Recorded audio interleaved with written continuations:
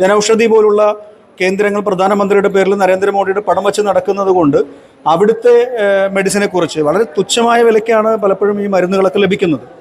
ഇത് സാധാരണക്കാരന് വളരെ ആശ്വാസമാണ്. ഇന്നത്തെ കാലത്ത് ഒരു മനുഷ്യനെ സംബന്ധിച്ചിടത്തോളം ഏറ്റവും കൂടുതൽ തുക ചെലവാകുന്നത് ഈ മരുന്നിനും മറ്റും വേണ്ടിയിട്ടാണ്. അപ്പോൾ വളരെ വില കൂടിയ മരുന്നുകൾ പോലും വളരെ തുച്ഛമായ വിലയ്ക്ക് ലഭിക്കുന്ന ഈ കേന്ദ്രങ്ങളിൽ പോലും ആളുകൾ വേണ്ട രീതിയിൽ എത്താത്തതിൻ്റെ കാരണം ഇത് ജനങ്ങൾക്ക് കൃത്യമായി മനസ്സിലാക്കാൻ പറ്റാത്തത് കൊണ്ടാണ്.